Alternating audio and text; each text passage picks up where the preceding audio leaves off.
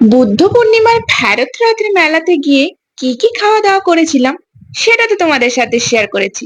আর আজকের ভিডিওতে শেয়ার করব মেলা থেকে কি কি খাওয়ার নিয়ে এসেছিলাম।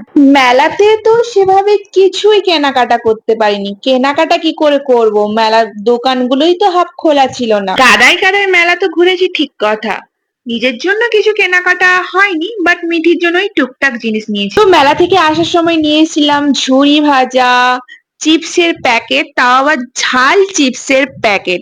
আর এইদিকে নিয়ে এসেছিলাম মোমো, আমরা মোমো খেয়ে এসেছিলাম। আর ভাইরা বাড়িতে ছিল তো ওদের জন্য মোমো নিয়ে আসা হয়েছে। আর নিয়ে এসেছিলাম ভেলপুরি। ভাইয়ের আমার মোমোটা আবার পছন্দ হয়নি, ভেলপুরিটা খুব পছন্দ হয়েছিল।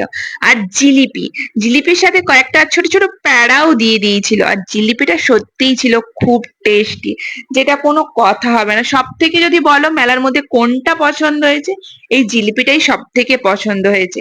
আর নিয়ে এসেছিলাম এগ রোল, যদিও এটা মেলাতে কিনিনি।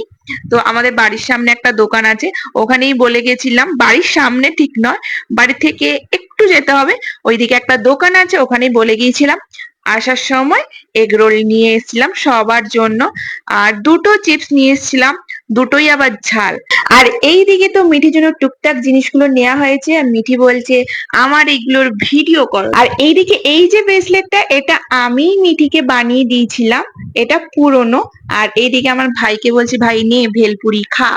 আর আমি একটা প্যারা টেস্ট করছিলাম, প্যারাটা অতটাও ভালো ছিল না খেতে। তো এখানে স্যুপটা কিন্তু দারুণ দিয়েছিল, মোমোর স্যুপটা দারুণ হয়েছিল।